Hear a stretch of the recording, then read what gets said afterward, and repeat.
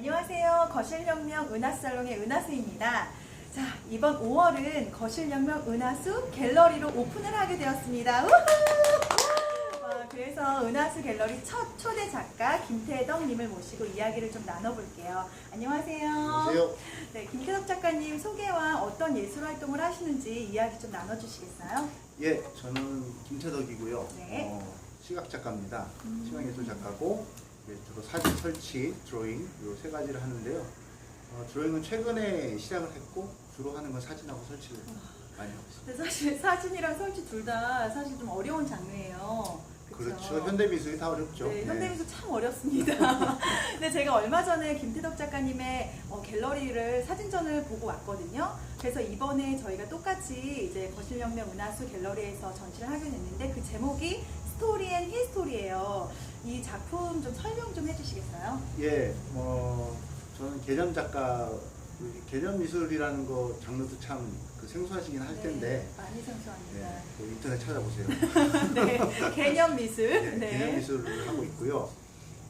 그 중에서도 이제 그 스토리 앤 히스토리는 특히나 그 가치에 대한 이야기를 하는 거예요. 우리가 그 사람이 살아가면서 너무나 그 당연시 여겨지는 것들에 대한 그 질문을 던지는 작업을 계속 하고 있는데, 이제 스토리 앤 히스토리의 경우에는 이제 그 중에서도 이제 그 역사와 이야기의 가치, 그러니까 한국에서 너무 쉽게 버려지죠. 그러니까 어떻게 버려지느냐, 예를 들어서 자기가 되게 오래 쓴 물건이라도 그것이 시장에서의 가치를 따져서 별로 그 시장에서 가치가 높지 않으면 버리죠, 그냥. 그렇죠. 네, 그리고 새로 사죠, 싸면.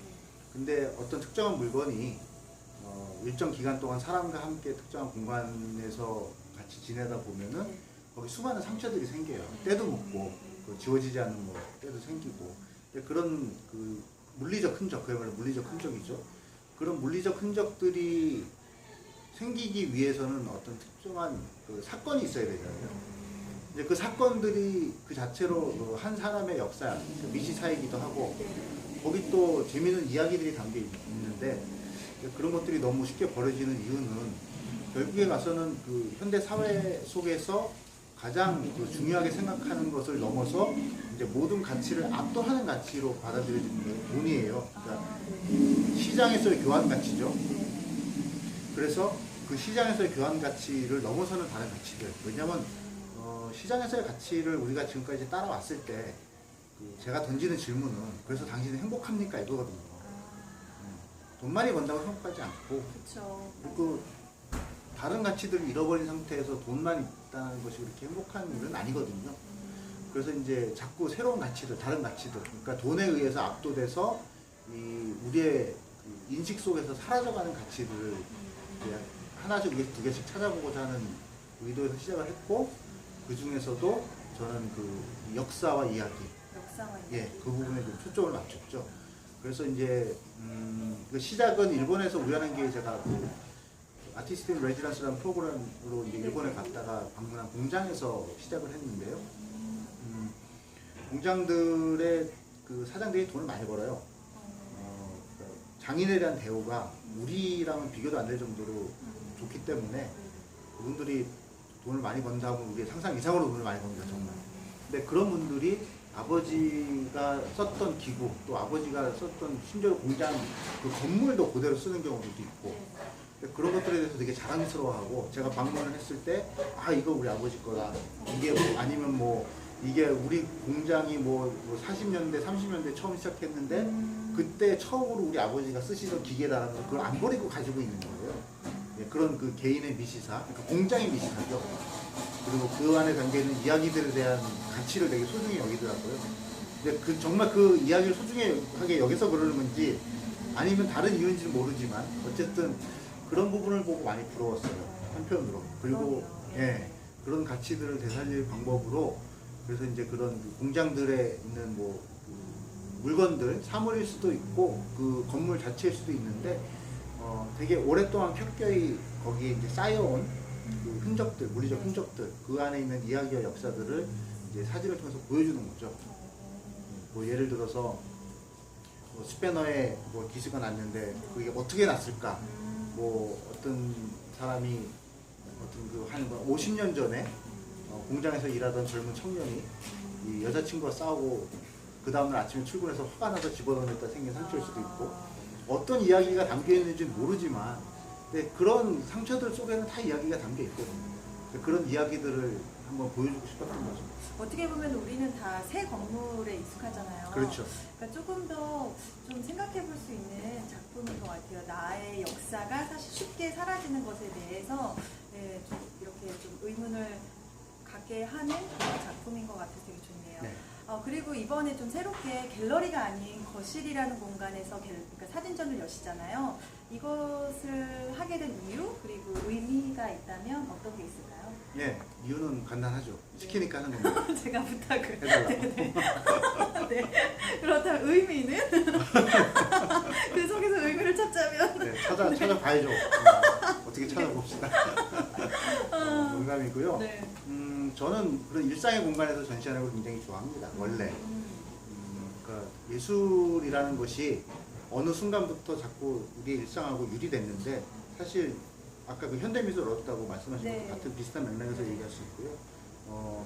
원래 예술이 굉장히 시작 시점에서는 인간의 삶과 너무너무 밀접한 것이었어요. 이제 라스코 동물 벽화 같은 것도 그렇고.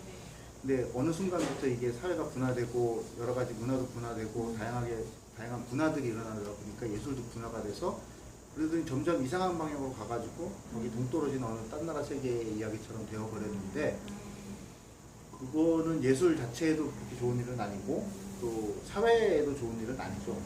그렇기 때문에 이제 최근에 들어서 최근이라 그래봐야 뭐 되게 가까운 최근도 아니고 좀 되게 오래된 최근이긴 한데 끊임없이 이제 예술이 땅으로 내려와야 되는데 예술이 그 일상에 들어가야 되는데 예술이 사람들과 호흡해야 된다는 말은 많은데 그 방법을 아직도 많이 찾지는 못하고 있어요.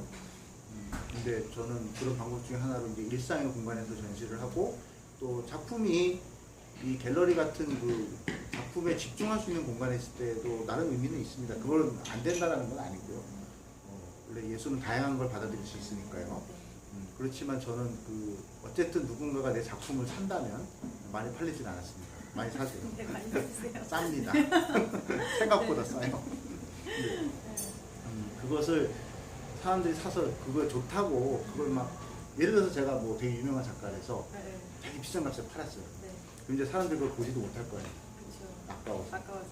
상처가 그렇다면 사실 예술의 의미가 없는 거 아닐까요? 없죠. 그렇죠. 네. 내 작품을 많은 사람들이 보고 혹은 내 작품을 사신 분이 네. 보고 즐겨주셔야 되는데 그걸 즐기시질 못하고 그거를 애지중지하는 거는 저는 맞아요. 원하지 않아요.